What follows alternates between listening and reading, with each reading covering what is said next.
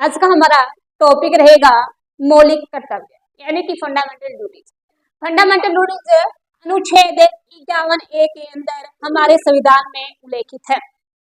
Question आएगा कि मौलिक जो कर्तव्य है ये हमारे संविधान के किस भाग में है, तो कहोगे भाग 4A में है और अनुच्छेद 51A के अंदर हमारे लिए मौलिक कर्तव्य रखे गए हैं।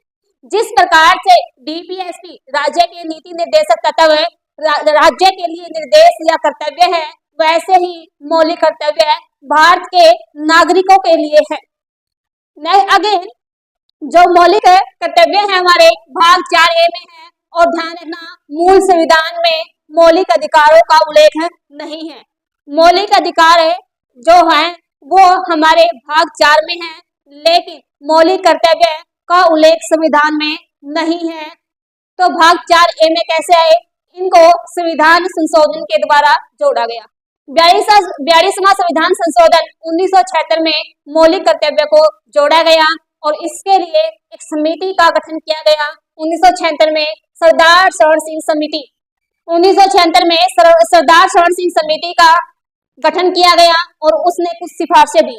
उसकी कुछ सिफारिशों को मान लिया गया, लेकिन कुछ सिफारिशों पर ध्यान केंद्र सरकार के द्वारा नहीं दिया गया। इसकी प्रमुख सिफारिशें थी कि संविधान में मूल कर्तव्य होना चाहिए। जैसे नागरिकों को अधिकार दिए हुए हैं, तो उन नागरिकों के लिए कुछ कर्तव्य भी होने चाहिए।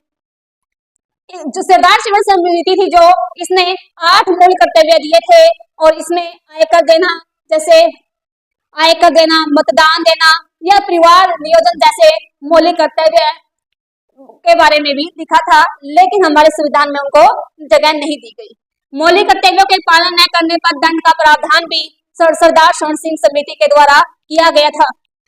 लेकिन 42वां संविधान संशोधन होता है, जिसके तहत 10 मौलिक कर्तव्य को हमारे संविधान में जगह दी गई और 10 मौलिक कर्तव्य इसके तहत जोड़े गए, जिसमें आयकर देना, मतदान देना या फिर हम कह सकते हैं परिवार नियोजन जैसी जो भी मौलिक कर्तव्य सरदार शरण सिंह समिति ने दिए थे, उनको लागू नहीं किया गया, उनको हमारे मौलिक कर्तव्य के अंदर नहीं जोड़ा गया। फंडामेंटल ड्यूटीज का पालन न करने पर दंड का प्रावधान भी नहीं दिया गया, जबकि शरण सिंह समिति ने दंड का प्रावधान की बात कही थी, लेकिन मौलिक कर्तव्य के पालन न करने पर दंड का प्रावधान नहीं है। फंडामेंटल ड्यूटीज केवल भारतीय नागरिकों के लिए प्रसिद्ध है, विदेशियों के लिए प्रसिद्ध यानी कि ये नहीं है। सिर्फ भारतीय नागरिकों से कहा जा सकता है कि वो मौलिक कर्तव्य है देश के, जैसे कि जो भी हमारे संविधान का पालन करे, राष्ट्रीय ध्वज या राष्ट्रीय गान का पालन करे, देशों को नहीं कहा जा सकता। इसकी कुछ 86वां संविधान संशोधन होता है 2002 के तहत। मूल 42वें संविधान संशोधन के द्वारा सिर्फ 10 मौलिक कर्तव्य जोड़े गए थे, लेकिन 86वां संविधान संशोधन 2002 के तहत एक और मौलिक कर्तव्य जोड़ा गया, जो था 6 वर्ष से 14 वर्ष की आयु के बच्चों को शिक्षा का अधिकार।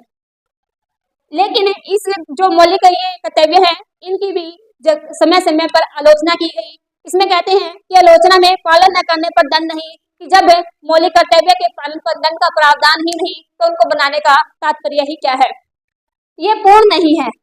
दूसरी आलोचना कहते हैं कि पूर्ण नहीं है, अस्पष्ट है, बहुउद्देशीय है, आम लोगों के समझ में से ये बाहर है। क्यों है? क्योंकि जैसे इसमें लिखा है राष्ट्रीय आंदोलनों के उच्च आदर्शों को, यहाँ समझ में नहीं आता लोगों को कि ये उच्च आदर्श क्या है।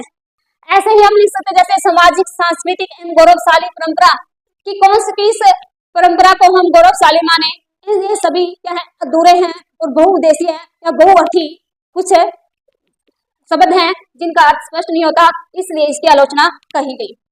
संसद, ध्यान रखना अभी हमने बात की थी कि जो फंडामेंटल राइट्स है, कर्तव्य हैं, इनको दंड का प्रावधान नहीं है, लेकिन संसद कानून बनाकर या विधि बनाकर दंड का प्रावधान कर सकती है। इससे संबंधित सर्वोच्च न्यायालय में कुछ वाद आते हैं, जैसे रंगानाथ मिश्रा बनाम भारत संघवाद 2003 में आया और इसमें सुप्रीम कोर्ट ने डिसीजन दिया कि मौलिक कर्तव्य को न बल्कि कानूनी प्रतिबंधों के द्वारा बल्कि सामाजिक प्रतिबंधों के द्वारा लागू किया जाना चाहिए। और सेकंड आता है एम्स छात्र बनाम एम्स 2001 में, इसमें सुप्रीम कोर्ट ने डिसीजन दिया कि मौलिक कर्तव्यों के समान ही मौलिक अधिकारों के समान ही मौलिक कर्तव्य महत्वपूर्ण है और बाकायदा मौलिक अधिकारों, जो मौलिक अधिकार हैं ये इतने प्रभावशाली नहीं है जितने कि मौलिक कर्तव्य हैं मौलिक अधिकारों के समान महत्वपूर्ण है, और मौलिक जो अधिकार हैं ये महत्वपूर्ण ज्यादा हो जाते हैं मौलिक कर्तव्यों से, लेकिन मौलिक कर्तव्यों को भी नजरअंदाज नहीं किया जा सकता। लेकिन कुछ जो हमारे 11 मौलिक अधिकार हैं ये हैं संविधान का पालन, हमें संविधान का पालन करना चाहिए, राष्ट्र ध्वज राष्ट्रगान का सम्मान करना चाहिए, यानी कि जो हमारा संविधान है उसका हमने पालन करना है, और राष्ट्रीय गान और राष्ट्रीय गीत जो है, राष्ट्रीय ध्वज ध्यान रखना, राष्ट्रीय गीत लिखा आएगा कई बार क्वेश्चन में, तो आपने वो ध्यान रखना, कई बार आता है कि कौन कौन से कर्तव्य हैं। राष्ट्र ध्वज और राष्ट्रगान का सम्मान करना, राष्ट्रीय आंदोलनों के उच्च आदर्शों को हृदय में संजोए रखना, संप्रभु एकता अखंडता की रक्षा करना। इन तीनों की डेफिनेशन क्या है हम बता चुके हैं प्रस्तावना में। देश की रक्षा करना, और यदि सहायता हो, यदि कोई युद्ध वगैरह की स्थिति होती है तो यदि रक्षा के लिए, देश की रक्षा के लिए बुलाया जाता है, आह्वान किया जाता है, तो हमें वहाँ देश की सेवा करनी चाहिए। समझता यानी भातृत्व बढ़ाना, यानी कि भाईचारा को बढ़ाना, और स्त्रियों के विरुद्ध यदि कोई प्रथा है तो उसका त्याग करना चाहिए। सामाजिक सांस्कृतिक और गौरवशाली परंपरा का रक्षण करना चाहिए। पर्यावरण, प्राकृतिक पर्यावरण, वन, झील, नदी एवं वन्य जीवों की रक्षा और जीवों पर दया करना चाहिए।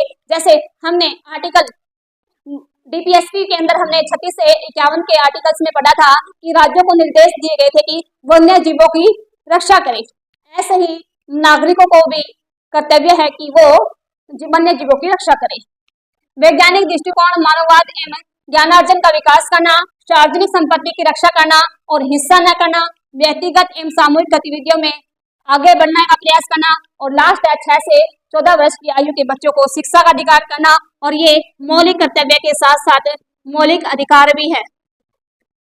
किस आर्टिकल में है? आर्टिकल 21A में ये रखा गया है, यानी कि ऐसा मौलिक 11वां ऐसा मौलिक कर्तव्य है जो मौलिक अधिकार भी है।